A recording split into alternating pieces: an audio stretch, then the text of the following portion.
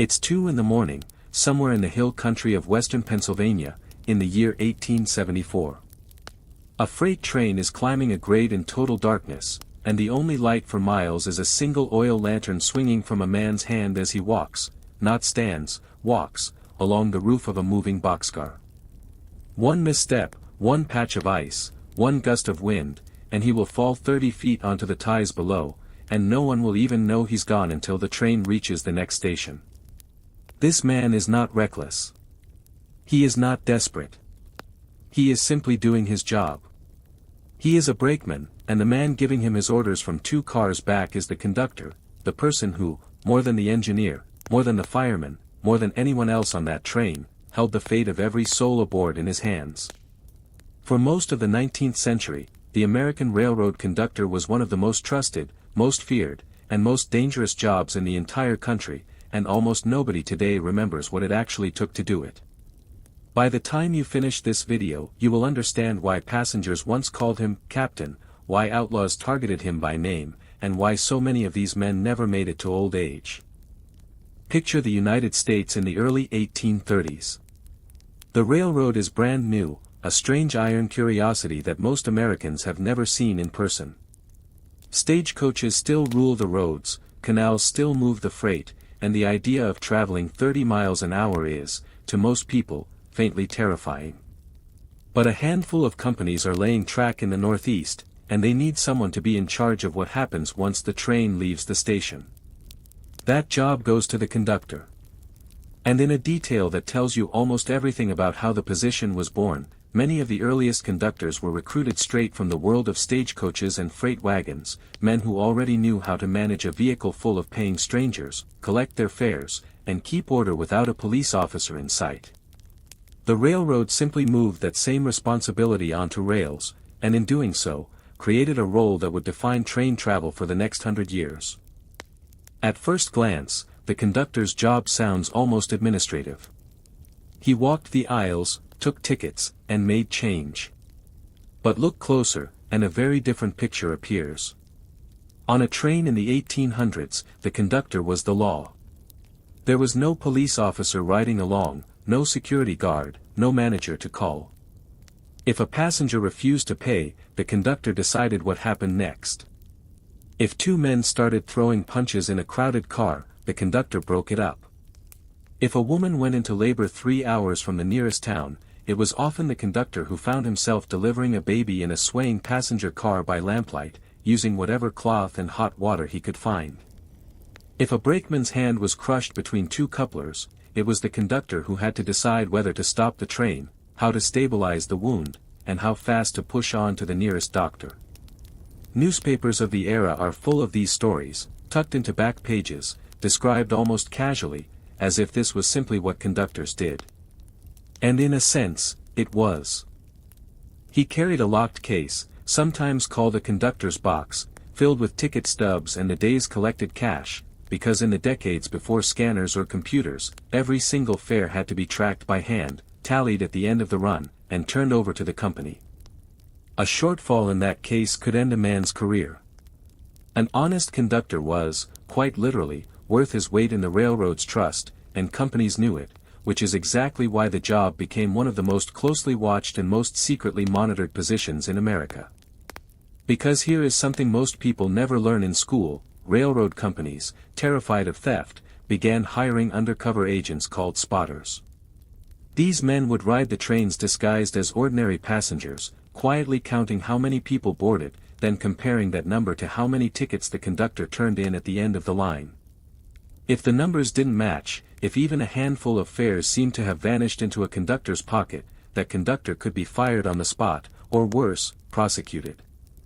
Imagine going to work every single day never knowing if the stranger in seat 14 was just a tired traveler, or a company spy sent specifically to catch you making a mistake. That quiet, constant suspicion was part of the job long before anyone called it surveillance. And then there was the far more physical danger, the one that didn't come from company spies but from the machinery itself.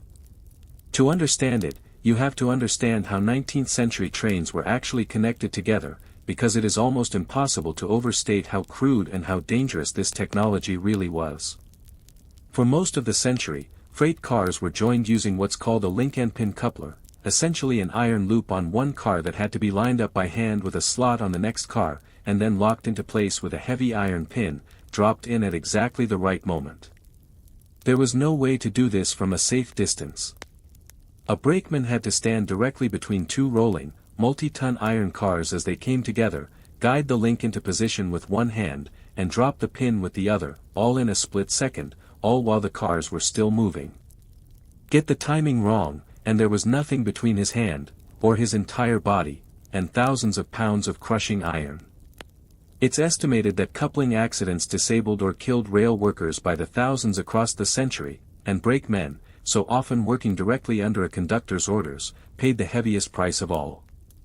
This single piece of machinery, more than any locomotive explosion or derailment, quietly claimed more railroad workers than almost anything else in American industry, and it would take decades of public pressure before Congress finally forced the railroads to adopt a safer alternative.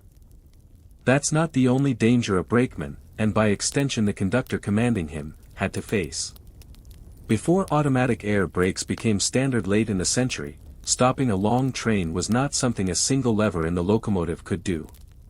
Instead, when the engineer signaled with the whistle, brakemen had to physically run along the tops of moving boxcars, in rain, in snow, in pitch darkness, turning individual hand brake wheels on car after car after car, racing against the train's momentum toward a station or a curve or an obstacle on the track ahead. This was the job description of countless young men in the 1800s, walking on a roof, at speed, with nothing to hold on to but the next brake wheel. Falls were common. Deaths were common. And the conductor was the one who had given the order to brake in the first place, who had to live with knowing that every signal he gave sent a man out onto that roof. Now, here is where the story takes a darker turn, because the dangers weren't only mechanical. They were also human. As the railroads pushed westward after the Civil War, laying track across territory that had barely seen white settlement, they became irresistible targets for outlaws. And who did those outlaws look for first when they stopped a train? Not the passengers in coach. The conductor. Because the conductor was the man most likely to be holding cash, most likely to know where the valuables were hidden, and most likely to have the authority to open a locked express car. Gangs like Jesse James and his associates became notorious for exactly this kind of robbery, boarding trains or flagging them down on remote stretches of track, forcing the conductor to comply at gunpoint, sometimes pistol whipping him if he hesitated for even a moment. For a conductor working a western line in the 1870s and 1880s, the possibility of a masked man stepping into the aisle and demanding the contents of that locked ticket case was not some remote fear. It was a very real, very present part of the job, one that turned an ordinary evening run into a potential life-or-death encounter with almost no warning at all. And yet, despite all of this, the danger, the suspicion, the brutal physical demands, the conductor held a kind of quiet authority that few other working-class Americans of the era possessed. Passengers deferred to him. Newspapers described him presiding over his train with what one 19th-century writer called a fatherly dignity, a phrase that captures something real about how these men carried themselves. He was expected to know every regulation, every schedule, every switch and siding on his route, and he was required to carry an accurate pocket watch, regularly inspected by the company, because in an age before radio communication, a conductor's watch was often the only thing standing between his train and a catastrophic head-on collision with another one coming the opposite direction on a single track. Think about that for a moment. On many lines, two trains shared the exact same rails, running in opposite directions, and the only thing keeping them from colliding was a printed timetable and the assumption that every conductor's watch, on every train, on that entire line, was accurate to the minute. A pocket watch running just a few minutes slow was not a minor inconvenience. It could be a death sentence for everyone aboard. This single, terrifying vulnerability is actually the hidden reason behind something you use every single day without thinking about it: standardized time zones. Before the 1880s, nearly every American town kept its own local time, based on the position of the sun overhead, which meant that noon in Pittsburgh was not the same moment as noon in Philadelphia, sometimes by 10 or 15 minutes. For most people, that hardly mattered. But for a train system trying to keep hundreds of conductors, on hundreds of trains, safely separated on the same tracks at the same moments, it was an operational nightmare, one that had already caused real collisions and real deaths. So in 1883, the major American and Canadian railroads did something the federal government hadn't even managed to do, acting together, without waiting for a law to force them. They created the system of standard time zones that still governs your clock today. It wasn't lawmakers who gave America its modern sense of time. It was the railroads, driven in large part by the desperate need to keep their conductors, and their passengers, alive. Of course, not every conductor's story ends in danger or heroism. Some of the most memorable tales from this era are quieter, stranger, and more human. Conductors became, by necessity, some of the most well-traveled people in the country, crossing the same stretch of track dozens of times a month, coming to know every farmhouse, every water tower, every regular passenger along their route. Many developed reputations as storytellers, characters passengers looked forward to seeing, men who might slip a lonely traveler a piece of advice about the town ahead, or quietly cover the fare of a passenger who was a few cents short and too embarrassed to say so. Conductors were sometimes the first people immigrant families spoke to in English as they traveled west to new lives, the first authority figure who treated them with patience rather than suspicion. In an era before customer service had a name, the conductor was, in many ways, inventing it, one car, one passenger, one long overnight run at a time. But by the final years of the 19th century, the world that had shaped this dangerous, demanding, oddly intimate job was already beginning to disappear. In 1893, Congress passed the Railroad Safety Appliance Act, finally mandating that all trains be equipped with automatic couplers and air brakes, technology that had existed for years but that railroad companies had resisted adopting because of the cost. Almost overnight, the job that had once required a brakeman to risk his hands and his life between two rolling boxcars, and required a conductor to send him out there, began to change forever. Fewer men were needed. Fewer injuries occurred.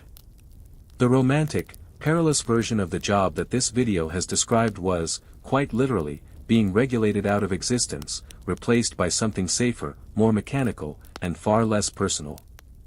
Within another generation, the conductor's role would shift from a jack-of-all-trades commander of a dangerous machine to something closer to what most people picture today, a uniformed figure checking tickets, announcing stops, offering assistance, but no longer standing between his crew and sudden, violent death every single time the train left the station.